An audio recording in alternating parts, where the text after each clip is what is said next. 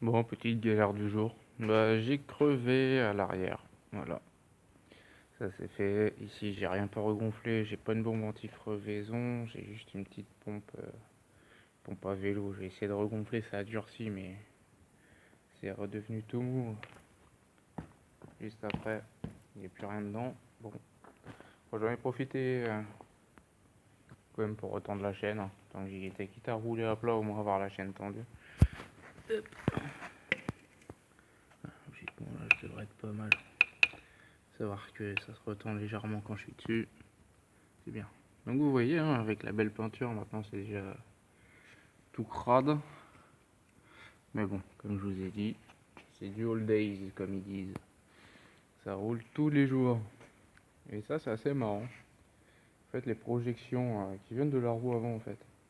On a l'impression de ne pas être protégé, mais si on regarde bien, ça passe partout, sauf sur les jambes. Au niveau des jambes, sont bien cachées derrière la carénage, au final. C'est plutôt pas mal foutu. Bon, alors par contre, hein, on sent que c'était une moto faite pour l'enduro à l'origine. Voilà. Vous vous souvenez de ma poignée à l'envers? Eh, franchement, pas la classe tout ça. Petit bouton de modèle endroit, le coupe-contact au bon endroit. La poignée, comme il faut, s'il vous plaît. Ouais, si c'est pas beau ça. Et le câble, hop, il passe nickel. Bon, je suis un peu moins sûr sur le passage quand je braque à droite, mais bon, ça a l'air pas si mal. Nickel tout ça, nickel chrome. Et suite. Je sais pas si vous entendez, là je suis un peu haut là.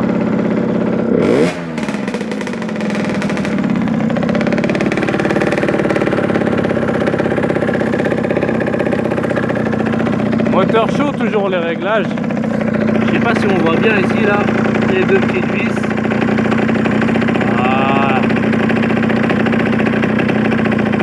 Voilà, c'est dégueulasse, hein. Faut que je nettoie bien sûr, mais On a combien? On a 1007.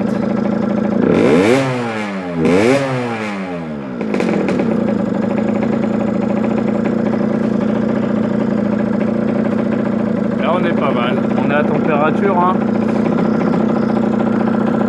Enfin presque. Ça monte. Et elle s'en fout, hein, la chienne, hein. Bon. Et ben là je suis content.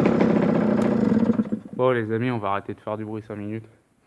Donc j'avais une putain de grosse prise d'air, je savais pas du tout d'où ça venait. Je suis parti dans l'idée de tout faire, hein. Mais en mode, quand je dis tout faire, c'est tout faire. Regardez, je reviens du magasin et c'est en fait en démontant que j'ai vu que ça servait à rien. Alors je sais pas si tout est là, non tout est là.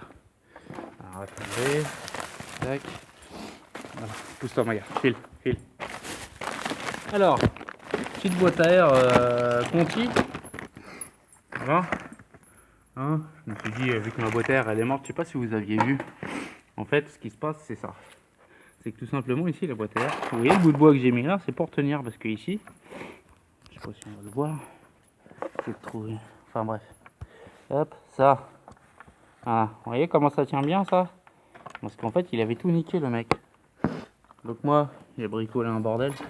Vous voyez le gros trou maintenant, déjà, ça fait mal. Désolé, avec mes gros doigts, j'ai tout coupé. Et donc voilà, j'ai mis un bout de bois là. Ça maintient bien la boîte à air. Finalement, je pensais que ça se barrait et ça se barre pas, mais alors pas du tout. Donc en fait, c'est nickel. Bon, bref, ma prise d'air, elle venait pas de là. Je pensais que ça pouvait venir de la pipe d'admission. Désolé, c'est dégueulasse, hein, je sais. Parce que, comme je vous avais déjà montré, le câble d'embrayage passe ici. Il est pris sur une vis au niveau de la boîte à air. Donc en fait, moi j'ai pris la pipe, le machin. Vous voyez, je sais pas si on peut voir là-dedans. Enfin, bref, la boîte est ici. J'avais pris une boîte à air, je sais pas où j'ai passé. Pas une boîte à air, une pipe d'admission. Enfin bref.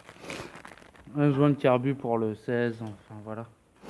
Bon, on va arrêter de partir loin. En fait, ce qui se passe, c'est ça. Voilà ma boîte à air. Elle arrive là.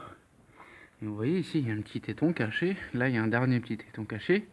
Et là, ici, il devait y en avoir un. Mais il n'y était plus. Donc ça bouffait de l'air par là. Et en fait, la couille, quand ça bouffe de l'air par là, c'est que ici, bah, c'est pile poil où il y a le filtre à air en fait. Oui, le filtre à air, il est là. Ah, putain. Bon, on va attaquer le désosage du nitro. Hein. On va commencer par là. Donc, vous voyez, j'avais déjà bien commencé. Il manquera plus que le poste de pilotage à virer, les derniers carénages, tout ce qui est réservoir, etc. Pour ensuite, voilà, déposer le moteur, le nettoyer. Vous voyez qu'il est bien dégueulasse.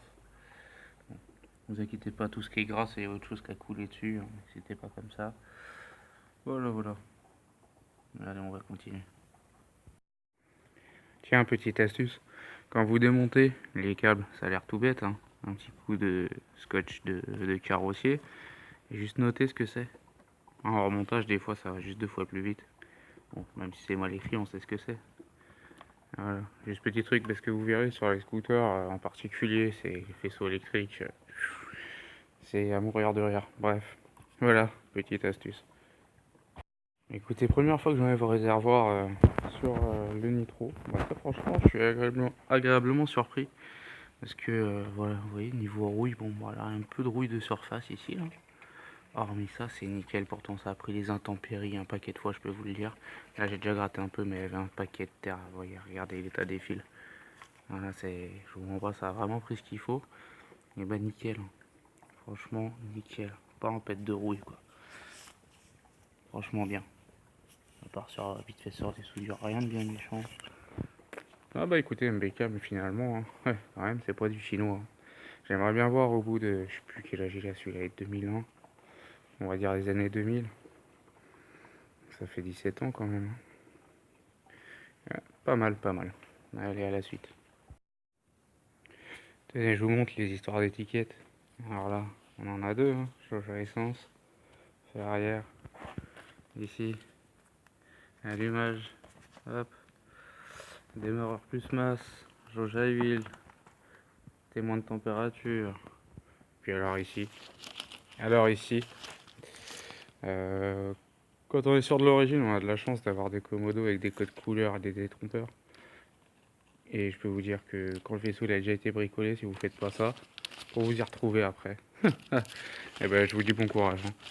Franchement, alors que là, bon, certes, ça prend un peu de temps, mais au moins, si on remet pas de l'origine après par la suite, ça va plus vite pour retrouver par où aller chercher pour se repliquer. Voilà, voilà, à la suite.